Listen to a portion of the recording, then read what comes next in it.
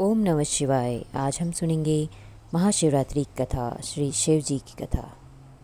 एक बार पार्वती जी ने भगवान शिव शंकर से पूछा, ऐसा कौन सा श्रेष्ठ तथा सरल व्रत पूजन है जिससे मृत्युलोक के प्राणी आपकी कृपा सहज ही प्राप्त कर लेते हैं। उत्तर में शिव जी ने पार्वती जी को शिवरात्रि के व्रत का विधान बताकर यह कथा सुनाई। एक गांव में एक शिकारी रहता था।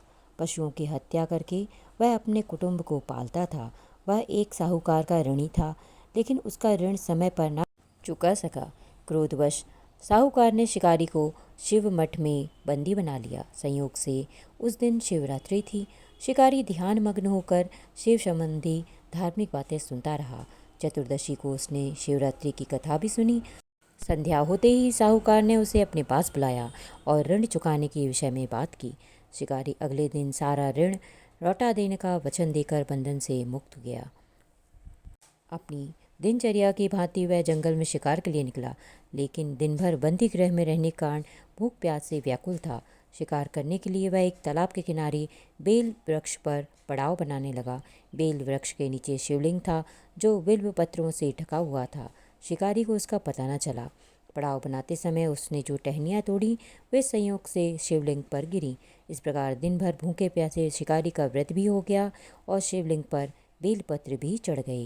एक पहर रात्रि बीत जाने पर एक गर्भिणी मृगी तालाब पर पानी पीने पहुंची। शिकारी ने धनुष पर तीर चढ़ाकर ज्यों ही प्रत्यंचा खींची, मृगी बोली, मैं गर्भिणी हूँ, शीघ्र ही प्रसव करूँगी।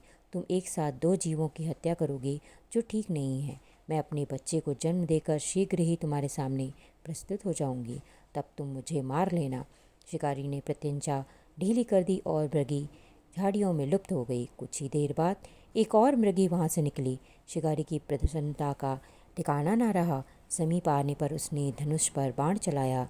तब उसे देख मृगी ने विनम्रतापूर्वक निवेदन किया, हे पारधी, मैं थोड़ी देर पहले ही ऋतु से निवृत्त हुई हूँ, कामातुर विरहिणी हूँ, अपने प्रिय की खोज में भटक रही हूँ। मैं अपने पति से मिलकर शीघ्र ही तुम्हारे पास आ जाऊंगी। शिकारी ने उसे भी जाने दिया। 2 बार शिकार को खोकर उसका माथा ठनक गया। वह चिंता में पड़ गया। रात्रि का आखिरी पहर चल रहा था। तभी एक अन्य मृगी अपने बच्चों के साथ उधर से निकली। शिकारी के लिए यह स्वर्णिम अवसर था। उसने धनुष पर तीर चलाने में देर न करी। वह तीर छोड़ने ही वाला था कि मृगी बोली, हे पार्थी, मैं इन बच्चों को पिता के हवाले करके लौट आऊंगी, इस समय मुझे मत मार। शिकारी हंसा और बोला, सामने आए शिकार को छोड़ दूं? मैं ऐसा मूर्ख नहीं। इससे पहले मैं 2 बार अपना शिकार खो चुका हूँ। मेरे बच्चे भूख प्यास से तड़प रहे होंगे। उत्तर में मृगी ने फिर कहा, जैसे तुम्हें अपने बच्चों की ममता सता रही है, ठीक वैसे ही मुझे भी। इसीलिए सिर्फ बच्चों के नाम पर मैं थोड़ी देर के लिए जीवनदान मांग रही हूँ। हे पारधी, मेरा विश्वास करके इन्हें इनके पिता के पास छोड़कर तुरंत लौटने की प्रतिज्ञा करती हूँ।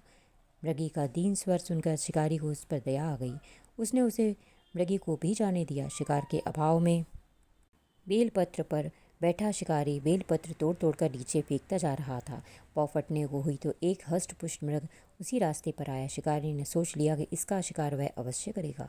शिकारी की तनी प्रत्यंचा देखकर मृग विनीत स्वर में बोला, हे पारधी भाई, यदि तुमने मुझसे पूर्व आने वाली 3 मृगियों तथा छोटे छोटे बच्चों को मार डाला है, तो मुझे भी मारने में विलम्ब न करो, ताकि उनके वियोग में मुझे एक क्षण भी दुख न सहना पड़े। मैं उन्हीं मृगियों का पति हूँ।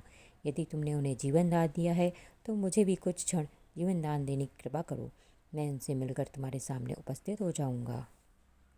मृग की बात सुनकर शिकारी के सामने पूरी घटना क्रम घूम गया। उसने सारी कथा मृग को सुना दी। तब मृग ने कहा, मेरी तीनों पत्नियां जिस प्रकार प्रतिज्ञाबद्ध होकर गई हैं, मेरी मृत्यु से अपने धर्म का पालन नहीं कर पाएंगी।